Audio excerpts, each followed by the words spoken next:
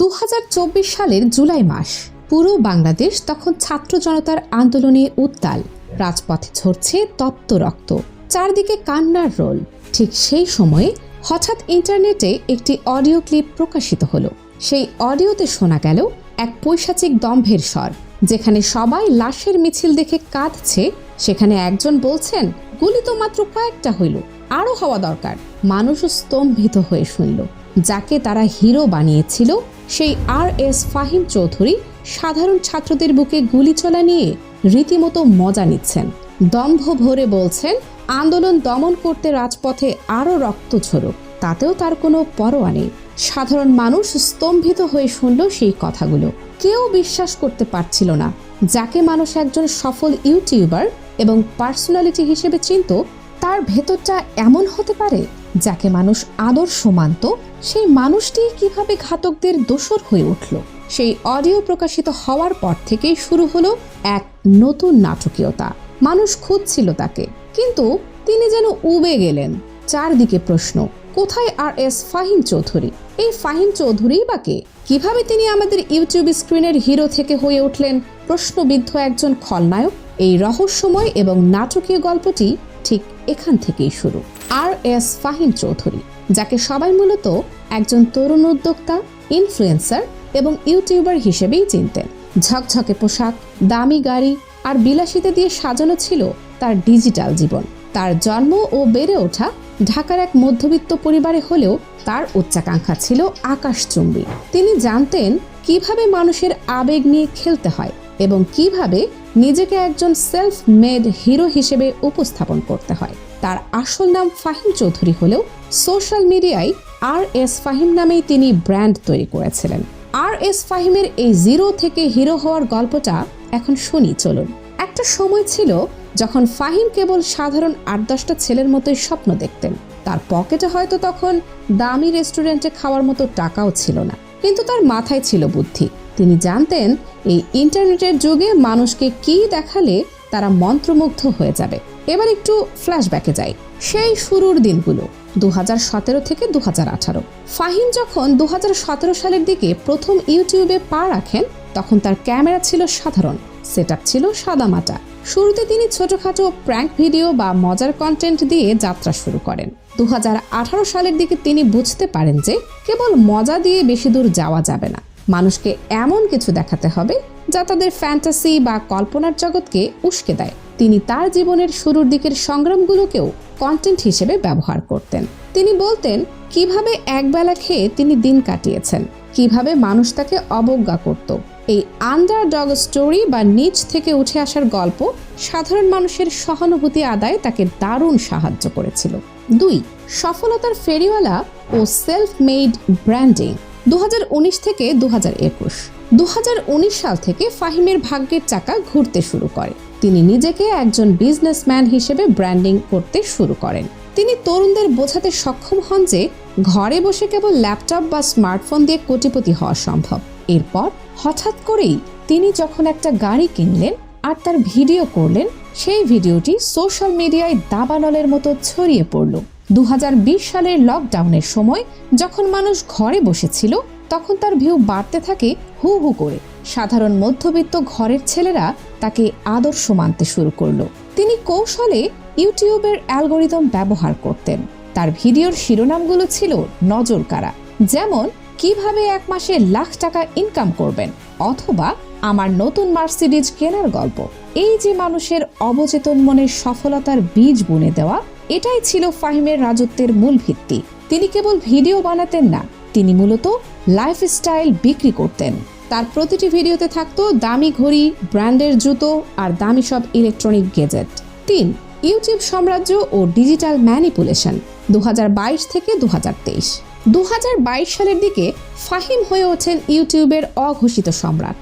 তার চ্যানেলের সাবস্ক্রাইবার সংখ্যা মিলিয়ন ছাড়িয়ে যায়। তিনি তার দর্শকদের এমন এক জীবনের স্বাদ দিচ্ছিলেন যা সাধারণ মানুষের কাছে কেবল স্বপ্ন। দুবাইয়ের বুর্জ খলিফার সামনে দাঁড়িয়ে ভ্লগ বানানো হোক কিংবা বিলাসবহুল রিসোর্টে রাত কাটানো, সবই তিনি ক্যামেরাবন্দি করতেন। তথ্য মতে এই সময় তার মাসিক আয় কেবল ইউটিউব অ্যাডসেন্স থেকেই আসতো 5 থেকে 10 লক্ষ টাকা। এছাড়া বড় বড় কোম্পানির ব্র্যান্ড প্রমোশন এবং স্পন্সরশিপ থেকে আসতো আরও 15 থেকে 20 লক্ষ টাকা। বছরে তার টার্নওভার কয়েক কোটি টাকা ছাড়িয়ে গিয়েছিল। তিনি গিভঅ্যাওয়ে বা উপহার দেওয়ার নাম করে মানুষের ডেটা সংগ্রহ করতেন এবং নিজের একটি বিশাল ইকোসিস্টেম তৈরি করেছিলেন। তার এই বিপুল আয়ের অঙ্ক দেখে অনেক তরুণ পড়ালেখা ছেড়ে ইউটিউবার হওয়ার স্বপ্ন দেখতে শুরু করে। অজানা কিছু তথ্য ও আয়ের উৎস। ফাহিমের আয়ের কেবল একটি উৎস ছিল না, ইউটিউবের বাইরেও তিনি বেশ কিছু ব্যবসায় হাত দিয়েছিলেন। তিনি একটি ডিজিটাল মার্কেটিং এজেন্সি চালাতেন, যেখান থেকে বিভিন্ন সেলিব্রিটিদের প্রোফাইল ম্যানেজ করা হতো। অভিযোগ আছে যে তিনি সেকেন্ড হ্যান্ড লাক্সারি কার কেনাবেচার সাথেও জড়িত ছিলেন, যেখানে বড় অঙ্কের টাকা লেনদেন হতো। ঘনিষ্ঠ মহলের দাবি, ফাহিম ক্রিপ্টোকারেন্সি বা বিটকয়েনেও বড় অঙ্কের ইনভেস্ট করেছিলেন, যা বাংলাদেশে তখনও বৈধ ছিল না। এছাড়াও তদন্ত সূত্রে জানা যায়, গ্রেপ্তারের সময় তার বিভিন্ন ব্যাংক অ্যাকাউন্টে কয়েক কোটি টাকার হদিস পাওয়া গেছে, যার ট্যাক্স ফাইল বা বৈধ উৎস তিনি দেখাতে পারেননি। 2024 সালের জুলাই মাসে যখন পুরো দেশ এক নতুন যুদ্ধের সম্মুখীন, তখন RS ফাহিম চৌধুরীর অবস্থান নিয়ে ধোঁয়াশা তৈরি হয়। যেখানে দেশের শিল্পীরা, ইউটিউবাররা রাজপথে নামছেন বা সামাজিক মাধ্যমে কথা বলছেন, সেখানে ফাহিমের ভূমিকা ছিল রহস্যজনক। ঠিক সেই সময়ে তার একটি অডিও কল ফাঁস হয়। সেখানে তাকে প্রভাবশালী মহলের সঙ্গে আতাত করা এবং সাধারণ ছাত্র জনতার আন্দোলনের বিরুদ্ধে অবস্থান নিতে দেখা যায়। তার সেই দম্ভ ভরা কথাগুলো দাবানলের মতো ছড়িয়ে পড়ে।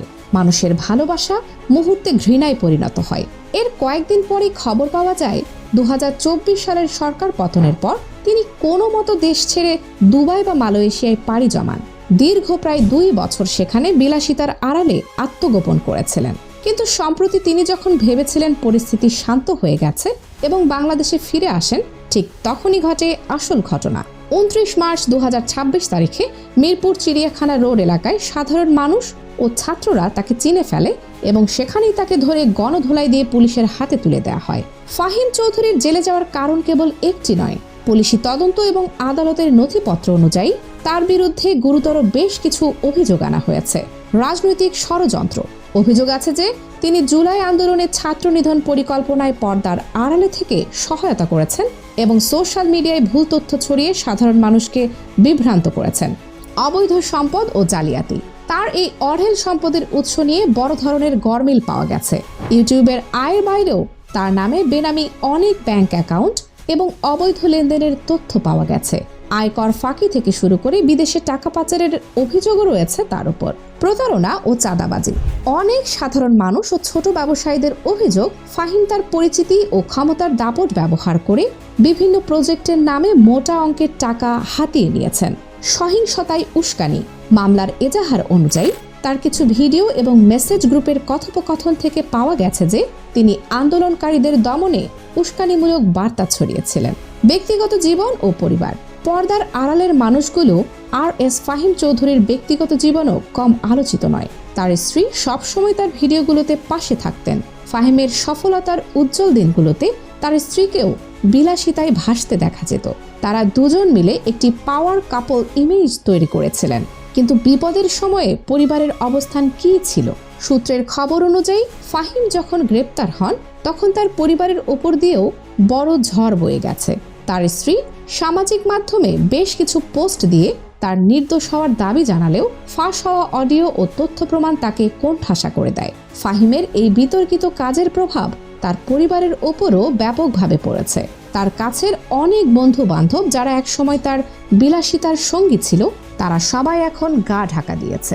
এমনকি তার আত্মীয় স্বজনদেরও জিজ্ঞাসাবাদের আওতায় আনা হয়েছে। আজকের দিনে RS ফাহিম চৌধুরী মানেই ইন্টারনেটে এক তীব্র ট্রল আর ঘৃণার পাত্র। তার ইউটিউব চ্যানেল, যেখান থেকে তিনি হিরো হয়েছিলেন, সেখানে এখন হাজার হাজার নেতিবাচক কমেন্ট। কারাগারের ছোট কুঠুরিতে কাটছে তার সময়। যেখানে একসময় তার থাকার কথা ছিল বিলাসবহুল পেন্ট হাউসে, তার বর্তমান মামলাগুলো বিচারাধীন রয়েছে এবং জামিন আবেদন বারবার নাকচ হচ্ছে। গোয়েন্দা সংস্থাগুলো তার অর্থের উৎসের খোঁজে CIDর মানি লন্ডারিং ইউনিটের সাথে কাজ করছে।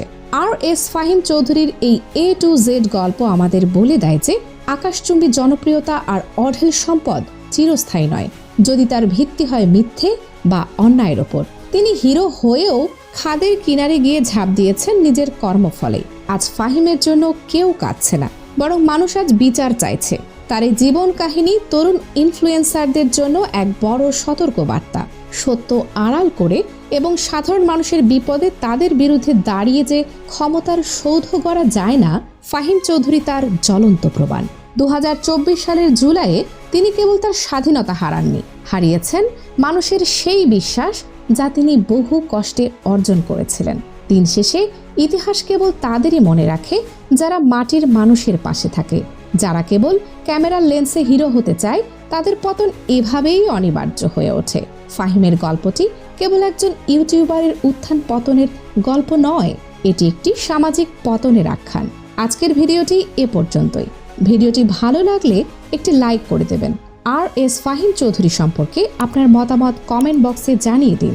চ্যানেলটি সাবস্ক্রাইব করে পাশে থাকা বেল আইকনে ক্লিক করে দেবেন নতুন ভিডিও আপডেট সবার আগে পাওয়ার জন্য। আল্লাহ হাফেজ।